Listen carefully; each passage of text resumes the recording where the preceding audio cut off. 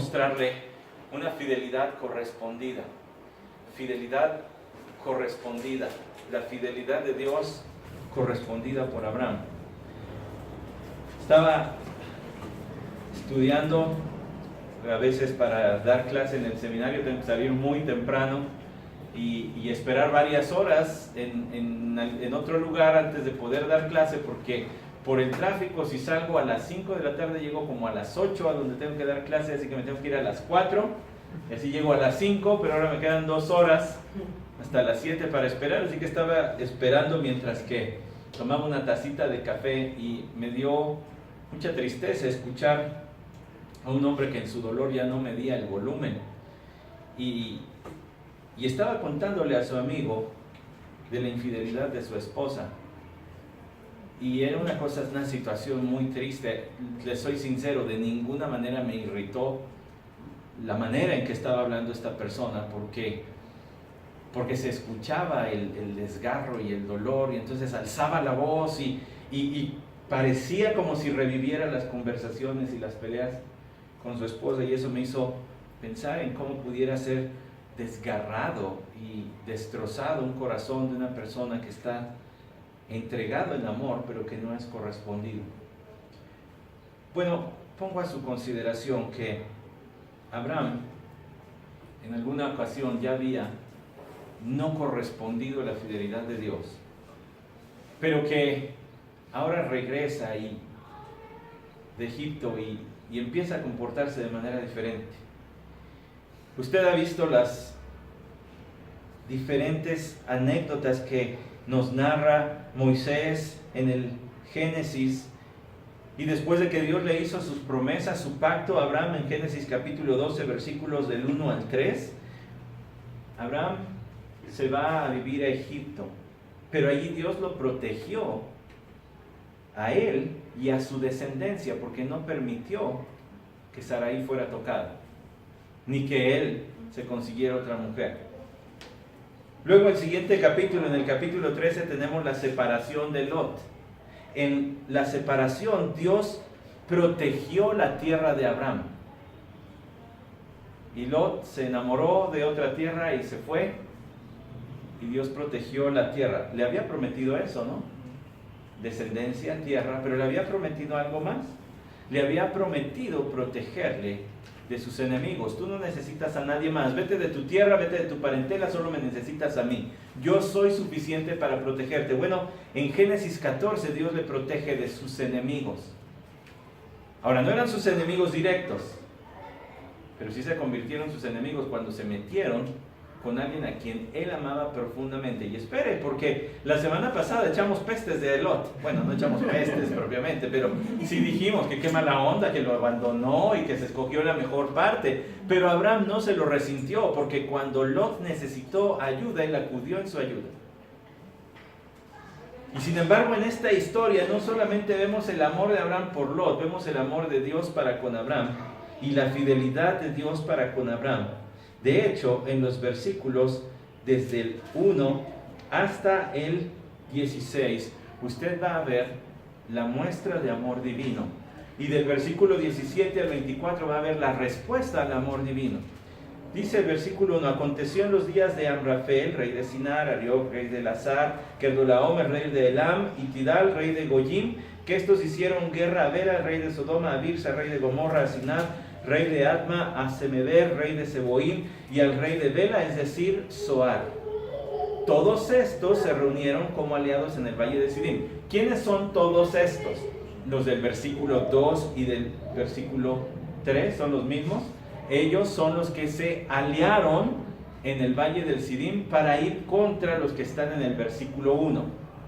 Eso nos debe ir quedando claro, porque si no, no vamos a saber quiénes son estos y quiénes son aquellos. Es decir, el mar salado. Está raro. ¿Cómo es un valle y es un mar?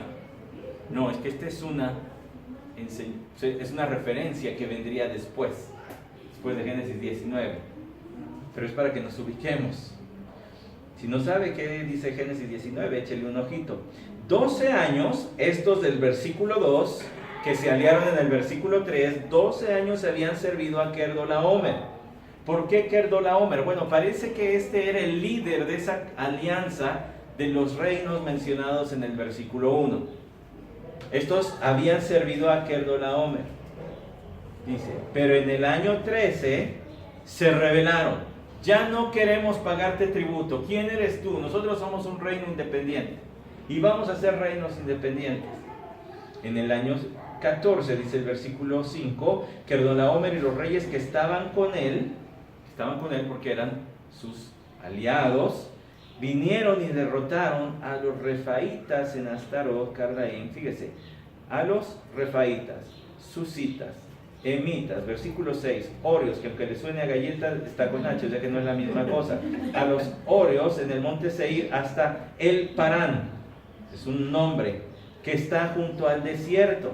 Y luego, todo eso es su conquista hacia el sur, pero luego se fueron hacia el norte, en el versículo 7.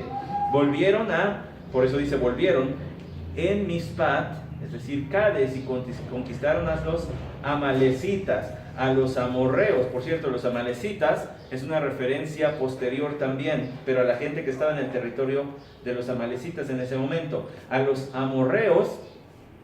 Y antes de seguir adelante, déjeme decirle, esto no era cosa extraña. Cuando un pueblo se quería sublevar, simple y sencillamente eran conquistados y arrasados. ¿Por qué? Porque era una señal para otros pueblos conquistados bajo un rey o bajo una confederación de reinos como la que estamos viendo. Era una manera de mandar un mensaje y de decir, con nosotros no te metas. Si te quieres rebelar, esto te va a pasar. Es curioso, pero dice Amrafel, rey de Sinar. Y Sinar no nos suena mucho. Pero ¿por qué no va de regreso a Génesis 10:10? Es más, lea desde el 9.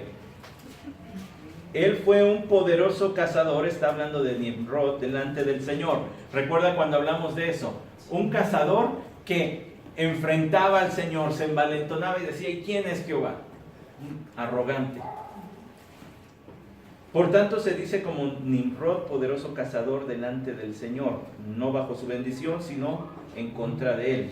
Y el comienzo de su reino fue Babel, Erec, Accad y Calne, en la tierra de Sinar, la misma tierra de la que se está hablando aquí. O sea que lo que empezó Nimrod aquí todavía seguía. Un reino malvado, pues como era el fundador, que desafiaba o pretendía desafiar a Dios, pues cómo habrá sido este reino. Bueno, pero no solo eso es importante decir de allí. Algo que me gustaría mencionarle es que los nombres de estos reyes del versículo 1 aparecen en diferentes inscripciones y algunos no son exactamente iguales, pero sí se sobreentiende que son ellos. Por ejemplo, Arioc, aparecen algunas inscripciones que se han hallado en esas tierras como el nombre de Arriyuk, o por ejemplo Kedorlaomer es parecido a Kudur, Tudalia parece a Tidal, y así la arqueología ha venido confirmando la existencia de todos estos, la existencia de todos estos reyes. Ahora, todos ellos emprendieron una conquista, que quiero hablarle de esa conquista, la que acabamos de leer, ¿verdad? En el versículo 5 hasta el 7. Escuche lo que el comentarista James Montgomery Boyce, citando a Nelson Glueck, un arqueólogo destacado del Medio Oriente, dice: en excavaciones de la Palestina encontré que cada villa mencionada en Génesis 14 había sido demolida y abandonada en ruinas. Los campos de cultivo habían sido dejados inhabilitados.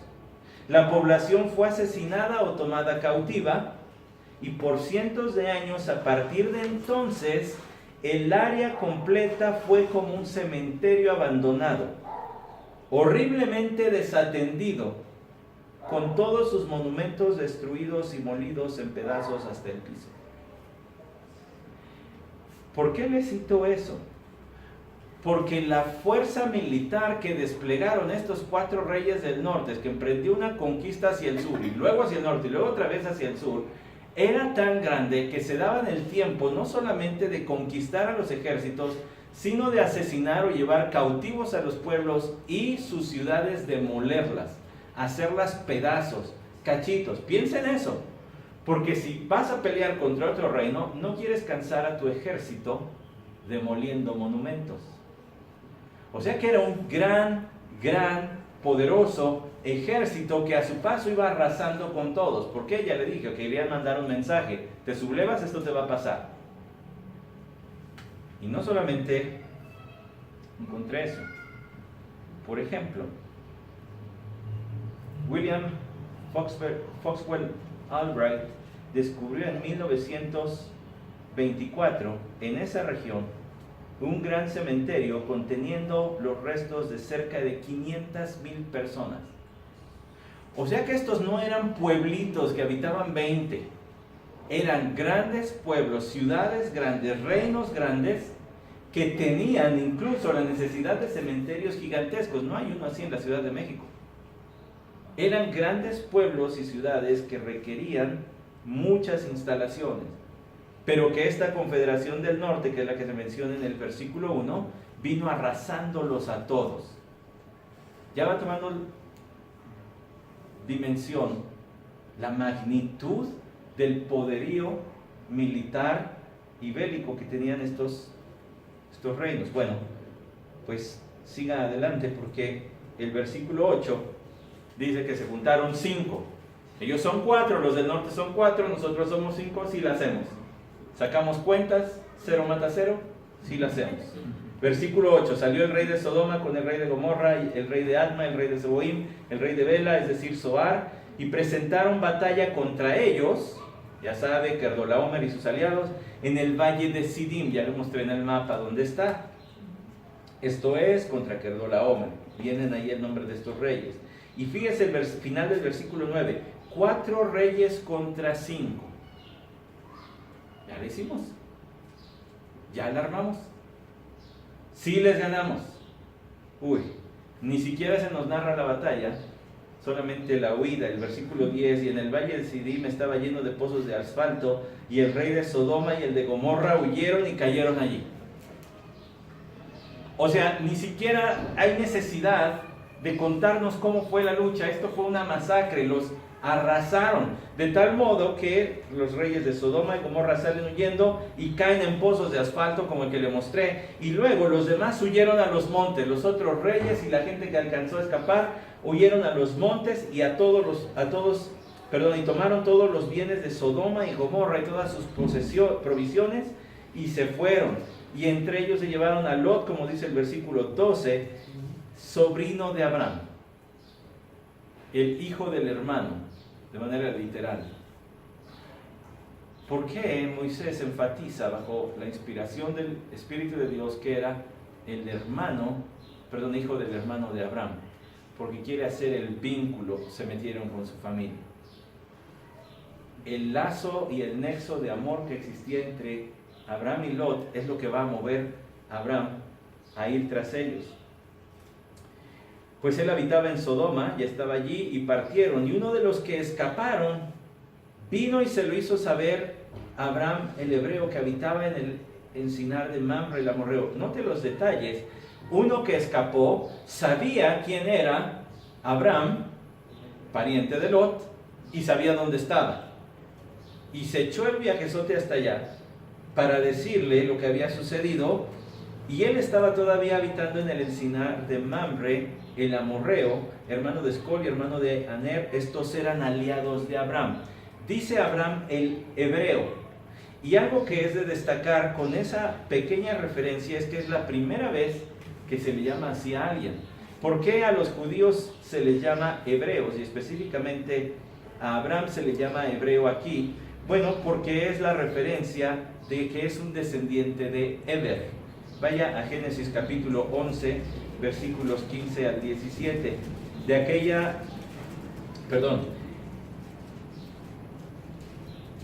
Capítulo 11, versículo 15. Y vivió Sara 403 años después de haber engendrado a Eber y engendró hijos e hijas.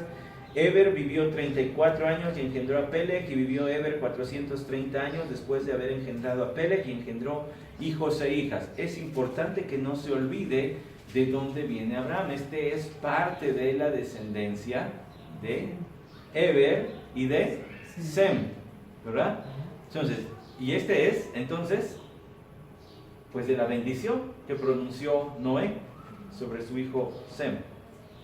Bueno, entonces le dicen a Abraham, el hebreo, y estos hombres, Mamre, Escol y Aner, dice al final del versículo 3, eran aliados de Abraham.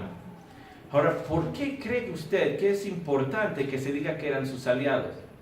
Porque el siguiente versículo va a decir que Abraham movilizó a 318 hombres adiestrados para la guerra, pero estos era gente suya, nacidos en su casa o comprados, esclavos. ¿Por qué cree que sea importante eso? Mire, se lo voy a decir así. Si Mamre, Escol o Aner hubieran tenido un potencial militar más grande que el que Abraham, no se hubieran hecho aliados, lo hubieran subyugado. Pero era conveniente, mira, tú tienes más o menos los mismos soldados que yo, ¿para qué nos hacemos de problemas? Mejor vamos a aliarnos y tenemos más potencial de resistencia. Póngale usted que cada uno de estos haya tenido 320, para cerrar los numeritos. Eso nos da un total de 1280 hombres.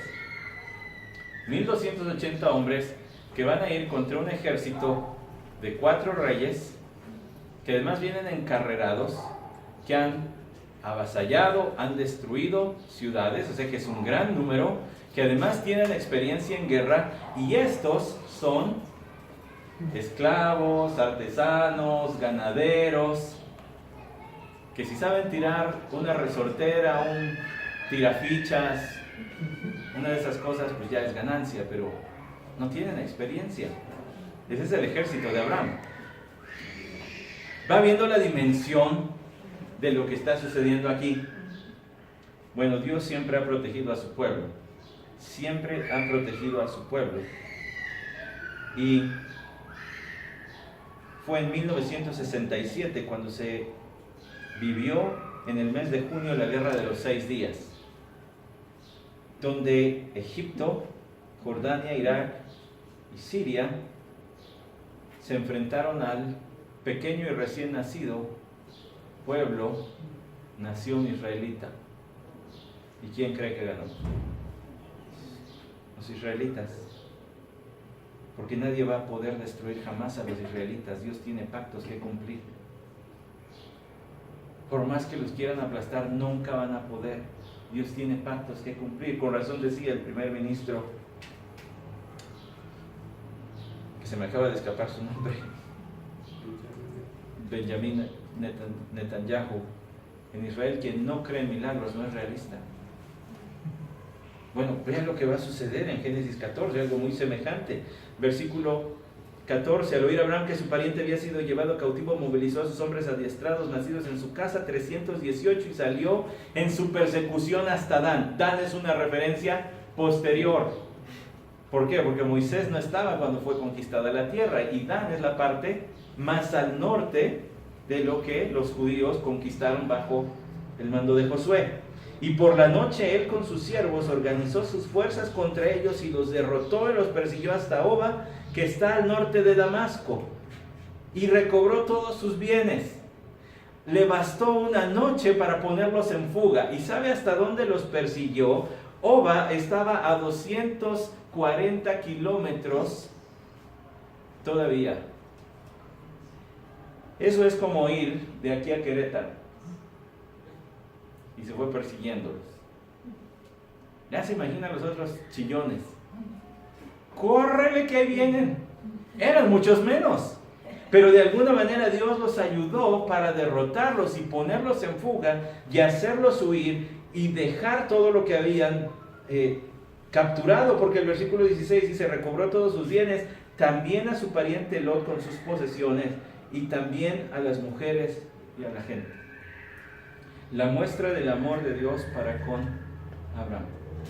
Dios le había dicho en Génesis capítulo 12, versículo 1, vete de tu tierra, de entre tus parientes y de la casa de tu padre a la tierra que yo te mostraré.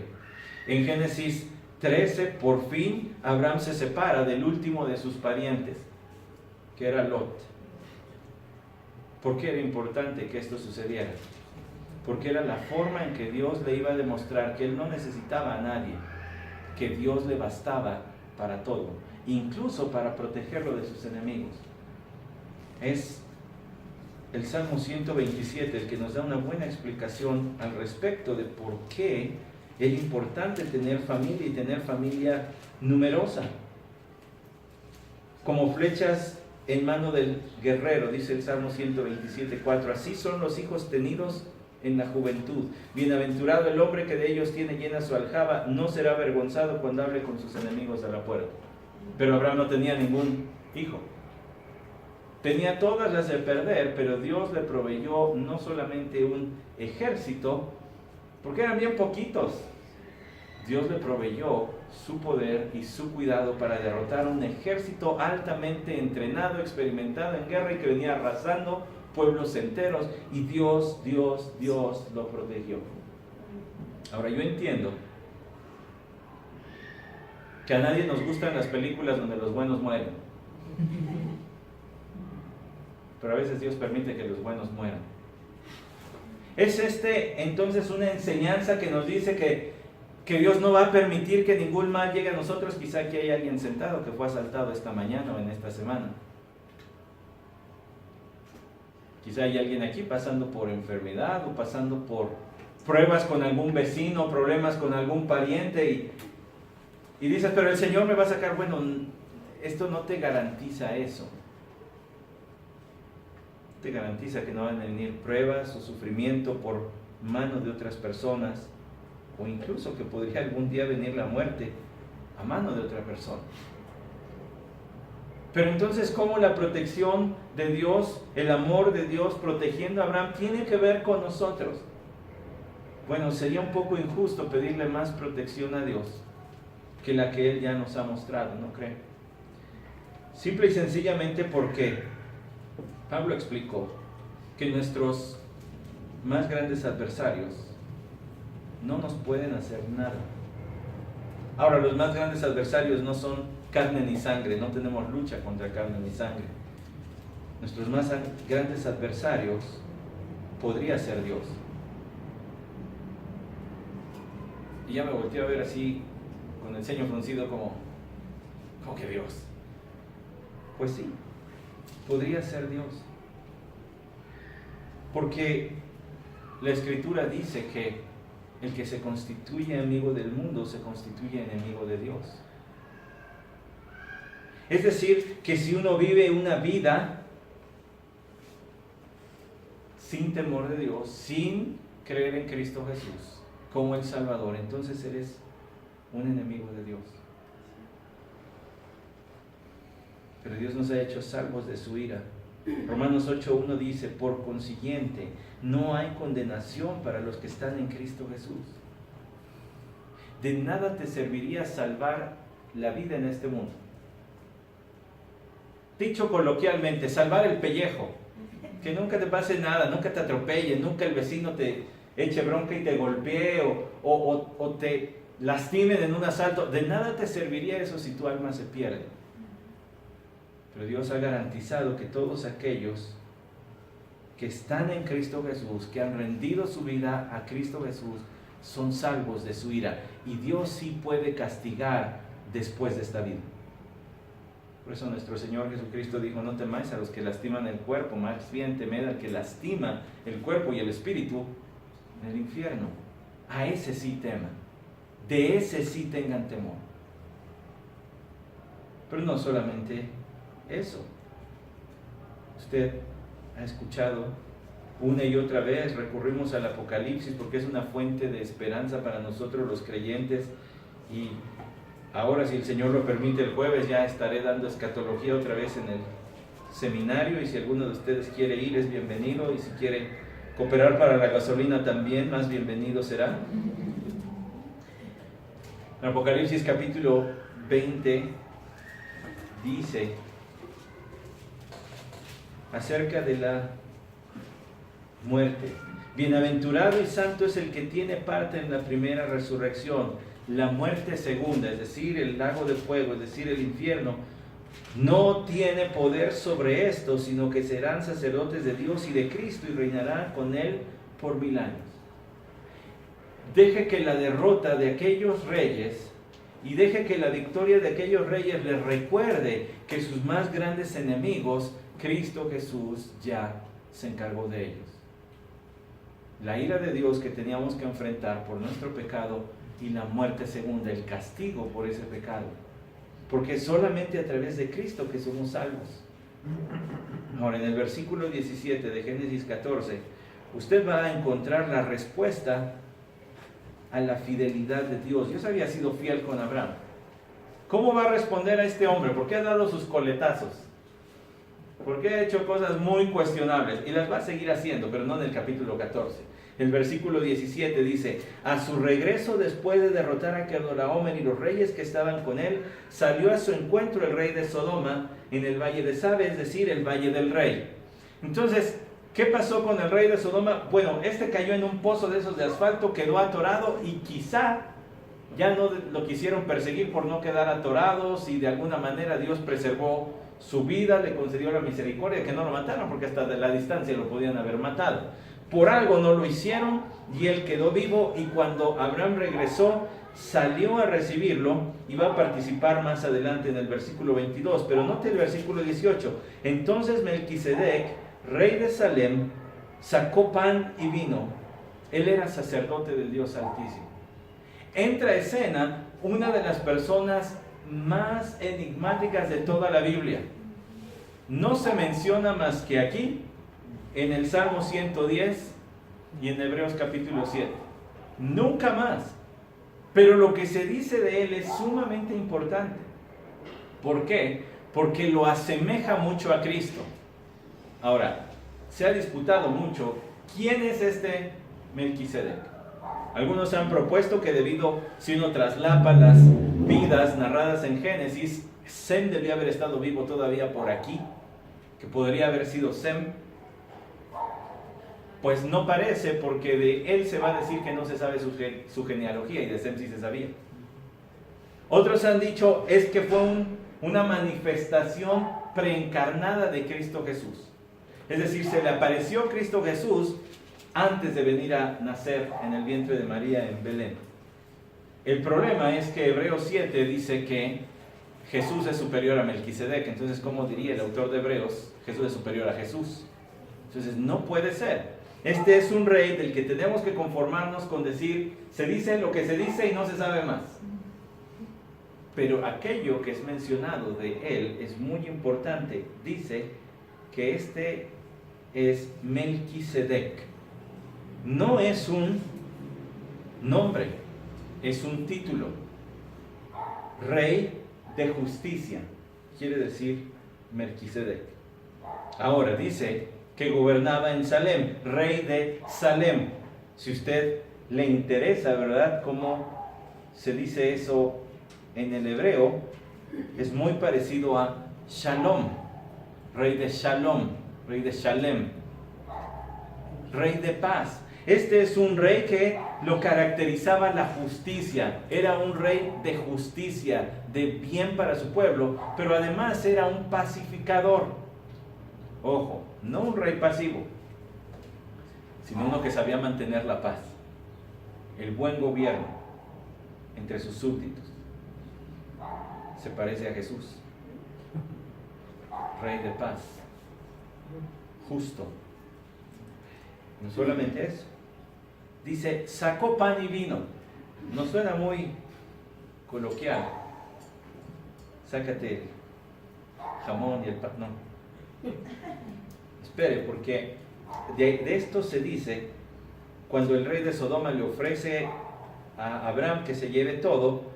Le dice en el versículo 24, Adán, nada tomaré excepto lo que los jóvenes han comido y la parte de los hombres, etc. O sea que cuando regresaron de su conquista, pues iban también agarrando. Oye, pues era lo mínimo que se merecían, ¿no cree? Habían arriesgado la vida por salvar un montón de gente y sus posesiones, pues iban agarrando y comieron de lo que habían recuperado. Entonces lo que saca Melquisedec no es la cena. De hecho, el teólogo Wayne Grudem dice que esta es la primera referencia a algún ritual parecido a nuestra ceremonia de la Santa Cena. Él dice, esto pudo haber sido así. no parece ser una referencia a la Santa Cena, pero sí una comida especial, un acto de ceremonia donde Melquisedec convive con Abraham como parte de un grupo especial, los creyentes. Un acto de comunión especial entre creyentes es lo que sucede aquí. Porque saca este pan y este vino y luego dice, él era sacerdote del Rey Altísimo. Válgame, diría mi esposa. Para complicar más el asunto, resulta que es sacerdote. ¿De dónde? Si los sacerdotes vinieron hasta que ya estaba el pueblo de Israel, Dios escogió la tribu de Leví, a la familia de Aarón, y luego se fue ya siglos después específico a la familia de Finés. Y ellos serán sacerdotes en el milenio, como dice Ezequiel 45. Entonces, ¿cómo este es sacerdote? Ahora, nosotros veníamos siguiendo la línea de gente que Dios tenía alguna relación en particular, pero esta es una excepción. Porque no todos aquellos que tuvieron una relación especial con Dios están pues relatados en la línea de la genealogía de nuestro Señor Jesucristo, en la línea de donde va a venir la redención. Hubo otros hombres piadosos que tuvieron otros hijos y quizá este era uno de esos hijos. Ahora, ¿cómo llegó a ser sacerdote? Voy a especular, la Biblia no lo dice, pues con alguna revelación especial de Dios.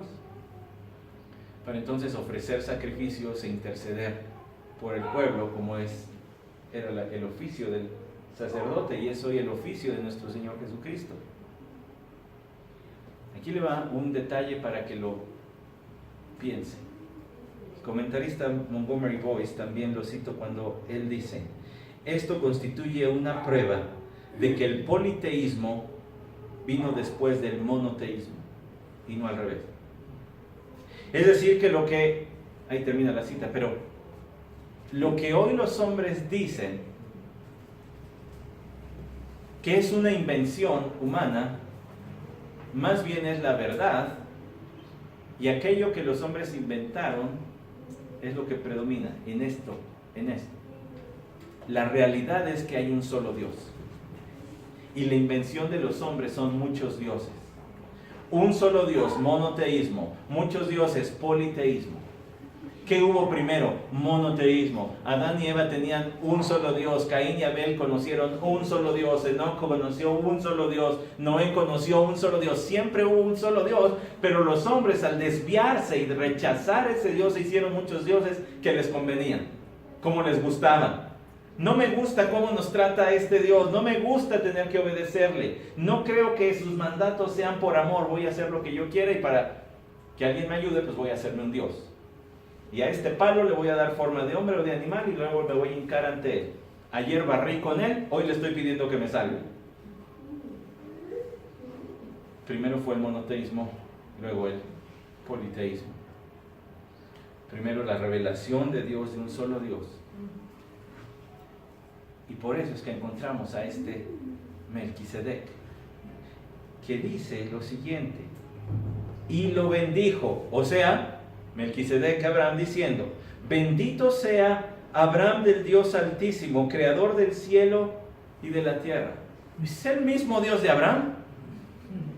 Es el Altísimo, el León, el que está sobre todos, es lo que quiere decir. El que gobierna, el soberano sobre todos. Creador del cielo y de la tierra. Génesis 1:1. En el principio creó Dios los cielos y la tierra. Tenía la misma revelación. Imagínense, hasta la piel se me puso chinita. Se están encontrando dos grandes hombres. De Abraham va a salir toda la nación judía, y Melquisedec es uno que se parece mucho a Cristo, porque además de ser un rey de justicia, de ser un rey de paz, es un rey que busca la comunión con los creyentes, como dice 1 de Juan capítulo 1 versículo 3, y nuestra comunión es con el Padre y con su Hijo Jesucristo, y además de todo es el que bendice. ¿No vemos eso, al Señor haciendo eso en Hechos 1? Y los bendijo y entonces ascendió. Cristo bendice a los suyos. Él pronuncia cosas que son para el bien. de los suyos. Y es superior a Abraham. Para complicar más la identidad de este hombre. ¿Cómo que es superior? Sí, porque solo el que es superior puede bendecir al que es inferior. Nosotros no podemos añadir bendición, gloria, riqueza a Dios. ¿O sí? No. Pero lo que hacemos es reconocer la bendición, gloria y que toda riqueza es de Él. Y ya sea que tengamos poco o mucho, reconocemos que es de Él. No solamente la ofrenda, o si usted practica el diezmo, sino todo es de Él. Y menciono lo del diezmo porque aquí está. Dice que Abraham, bendito, antes de ir a eso, y bendito sea el Dios Altísimo. Otra vez Dios Altísimo, que entregó a tus enemigos en tu mano. Aquí está. Ahora caemos, con razón los derrotó. Dios se los entregó. Te voy a proteger tu vida y yo voy a hacer que ellos caigan bajo tu espada. Dios estaba detrás de esto. Y este sacerdote, este rey de paz, de justicia, entiende que un ejército tan pequeñito, una pandilla que llevaba Abraham, nunca pudo haber derrotado a todos esos ejércitos poderosos y experimentados. Y dice, Él te los entregó. Ahora, hermano, permítame otra vez el permiso de la especulación breve, sin querer añadir. ¿Se imagina la reunión entre estos dos hombres? Dos creyentes, no sé si se saludaban, de esos que se agarran de acá o de la mano, se abrazaron, se dieron beso en los cachetes, o como algunas naciones en la boca, bien sabe cómo haya sido la cosa. Pero están dos creyentes allí, no hay muchos, están dos, y uno va a quedar para la posteridad como un referente de Cristo, y el otro, de su descendencia va a venir Cristo. ¿Qué cumbres de presidentes ni qué nada? Esto se puso, bueno, dos grandes hombres, o más bien dos simples hombres con un gran Dios. Y se encuentran y lo más probable es que hayan intercambiado más que estas palabras. Que no se haya presentado y le haya echado allí las palabras de bendición, pan, vino, ahí te ves. Realmente platicaron. Oye, ¿a ti qué te ha mostrado el Señor? Porque debo ser sacerdote, man. Debo ofrecer sacrificios. ¿Y a ti? Pues que de mí van a salir una nación. ¿Cómo crees? ¿Y ya cuántos llevas? Ni uno. Pero estás bien viejo. Pues ni uno. El Señor sabrá. Y Abraham entiende que Melquisedec es superior a él, por lo que dice el final de ese versículo 20. Y le dio a Abraham el diezmo de todo. Toma la 10ª parte de todo. Usted podría también todavía cuestionarse un poquito, bueno, ¿y esto qué de relevante tiene? Tiene mucho de relevante. Hebreos capítulo 7, versículo 1 dice, porque este Melquisedec, rey de Salem, sacerdote del Dios Altísimo, salió al encuentro de Abraham cuando éste regresaba, escuche, de la matanza de los reyes. O sea que Abraham no nada más medio los picoteó y ya se espantaron, se fueron. Hizo una matanza. Eso fue una carnicería. Y lo bendijo Melquisedec a Abraham.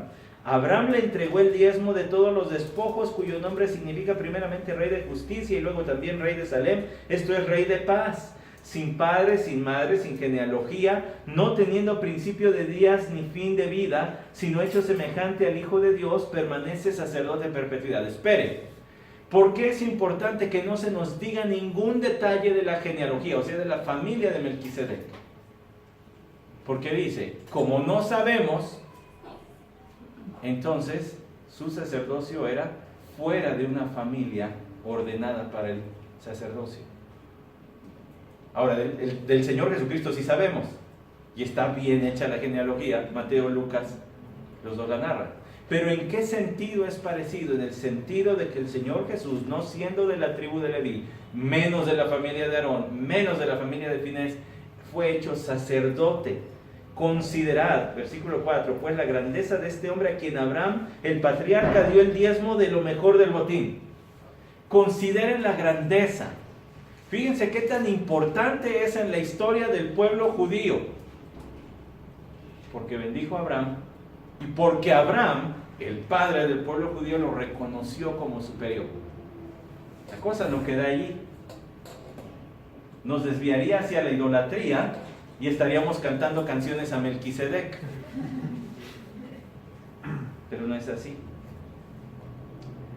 Sino que, versículo 11, Hebreos 7:11, ahora bien, si la perfección era por medio del sacerdocio levítico, pues sobre esa frase recibió el pueblo la ley, ¿qué necesidad había que se levantara otro sacerdote según el orden de Melquisedec? El orden de Melquisedec, es decir, un sacerdocio fuera de la tribu de Leví, y no designado según el orden de Aarón, de la familia de Aarón, porque cuando se cambia el sacerdocio necesariamente ocurre también un cambio de ley. Pues aquel de quien se dicen estas cosas pertenece a otra tribu, de la cual nadie ha servido en el altar. Está hablando de Jesús, porque es evidente que nuestro Señor descendió de Judá, una tribu de la cual Moisés no dijo nada tocante a sacerdotes. Y esto es aún más evidente a semejanza de una ley de requisitos físicos, sino según el poder de una vida indestructible.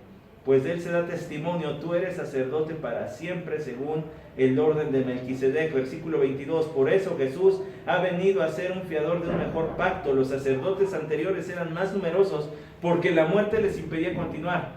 Eran sacerdotes, pero se morían. Tenía que venir a otro a traer otros sacrificios.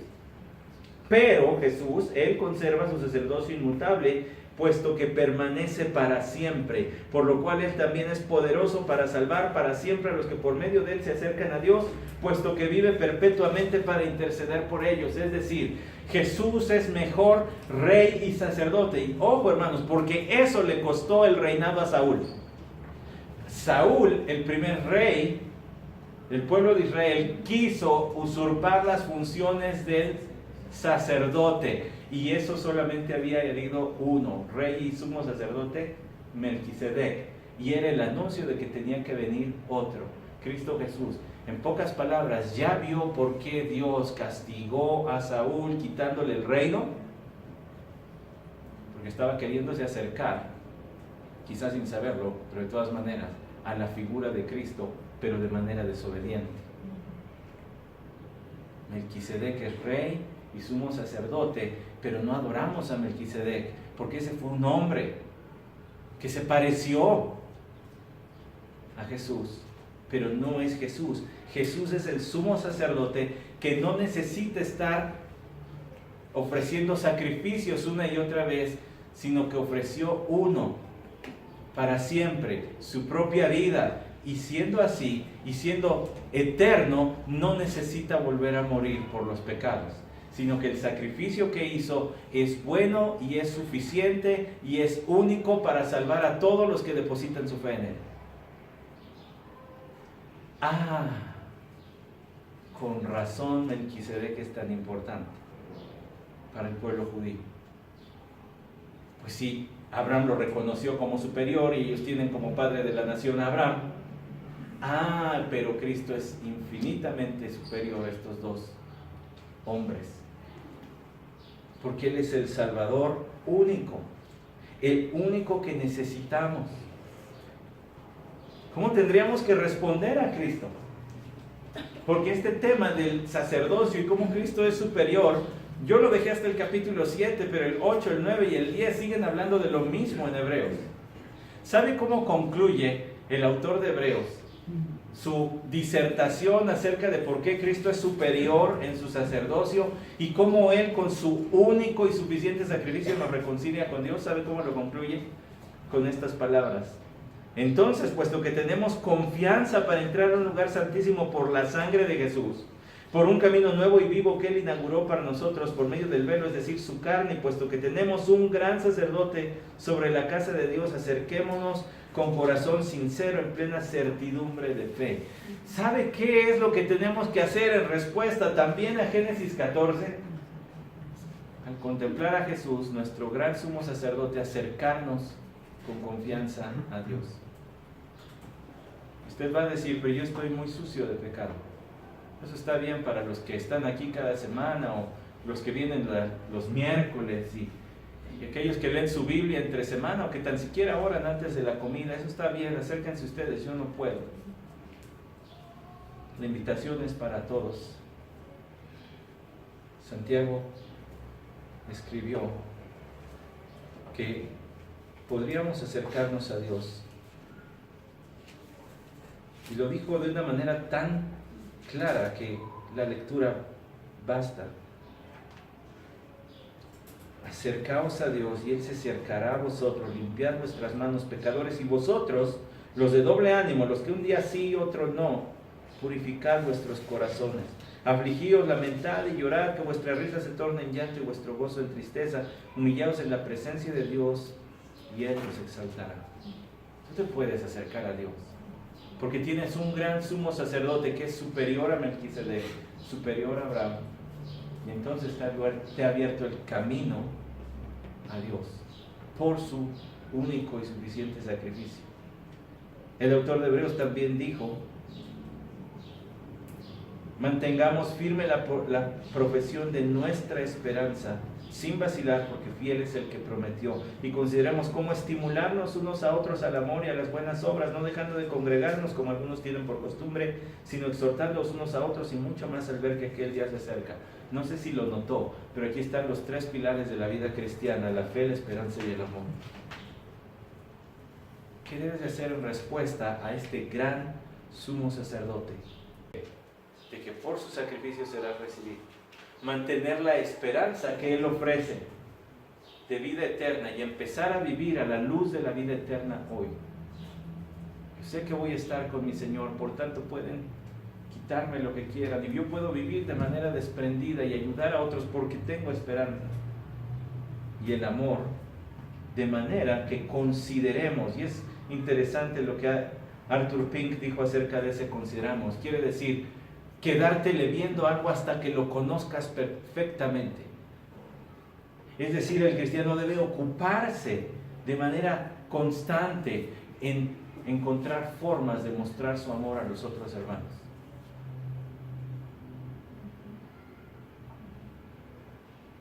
Vaya que si Génesis nos ha dejado lecciones, ¿no creen? Génesis capítulo 14, versículo 20, y Abraham le dio el diezmo de todo, lo reconoció como superior, pero aún así vino otro que es superior a ese rey de Sodoma. ¿Cómo respondió Abraham a la fidelidad de Dios? Bueno, para empezar, buscó la comunión, tuvo comunión, y es lo que habla Hebreos. Y lo otro, resistió la tentación. Pero eso lo vamos a dejar para la próxima semana. Vamos a orar.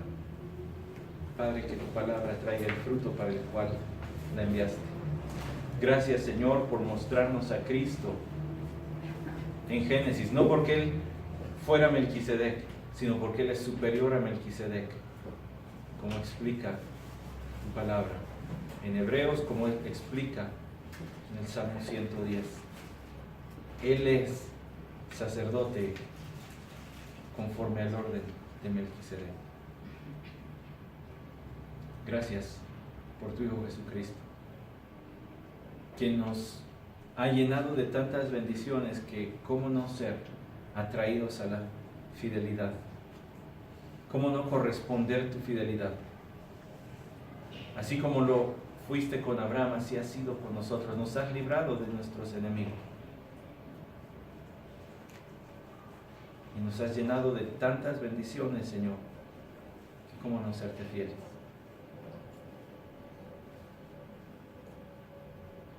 Que tu palabra penetre